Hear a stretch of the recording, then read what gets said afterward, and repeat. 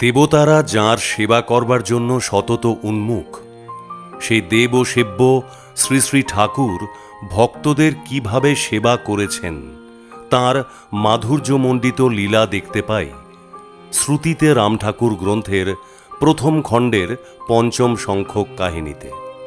কলকাতার ঢাকুরিয়া নিবাসী পরম ভক্ত শ্রদ্ধেয় মতিলাল বন্দ্যোপাধ্যায় মহাশয় সকালে বাজারে যাচ্ছেন।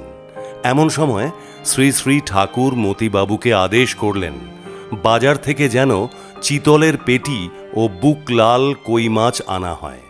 ঠাকুরের এই নির্দেশে মতিবাবু বিস্ময়ে হতবাক। ক্ষুধা তৃষ্ণা রহিত শ্রী শ্রী ঠাকুরের হঠাৎ মাছের কি বা প্রয়োজন, কিন্তু গুরুবাক্য শিরোধার্য করে উক্ত দ্রব্যাদি মতিবাবু বাজার থেকে আনলেন।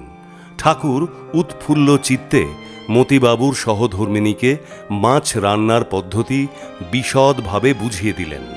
দীর্ঘদিন পর হঠাৎ ওই দিনই বেলা 12টার সময় ডাক্তার J.M. দাশগুপ্ত এসে হাজির মতিবাবুর বাড়িতে। ঠাকুর তাঁকে এখানেই দ্বিপ্রাহরিক আহার করতে বললেন। বাড়িতে খবর পাঠানোর জন্য ডাক্তারবাবু তাঁর ড্রাইভারকে পাঠালেন এবং ঠাকুরের নির্দেশ মতো ফেরার পথে 2 প্যাকেট সিগারেট আনতে বললেন। এদিকে ডাক্তারবাবু স্নানের জন্য প্রস্তুত হচ্ছেন।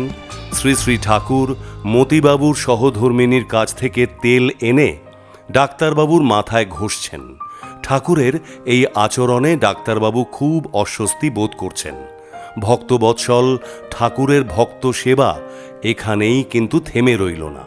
ডাক্তারবাবুর স্নানের জন্য 1 বালতি জল টিউবওয়েল পাম্প করে তুলে রেখেছেন। ডাক্তারবাবু তো মহা বিপদে পড়লেন।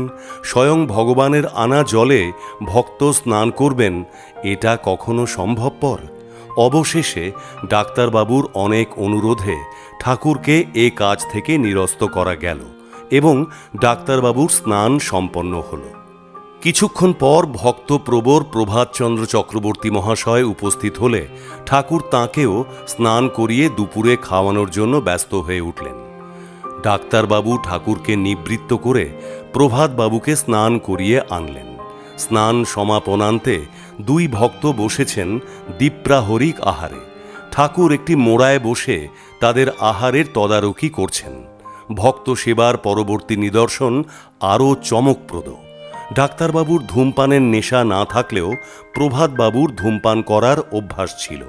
তাই প্রভাতবাবু অনতি দূরে একটি গাছতলায় বসে বেশ আয়েশ করে সিগারেট শুকটান দেবার জন্য পকেটে হাত দিয়ে দেখেন যে তাঁর পকেটে সিগারেট নেই।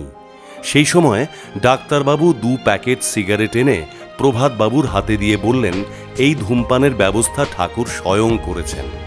ভক্ত সেবা এখানেই শেষ নয়। দ্বিপ্রাহরিক বিশ্রামের জন্য ঠাকুর নিজ হাতে অনেক যত্ন করে শয্যার ব্যবস্থা করেছেন।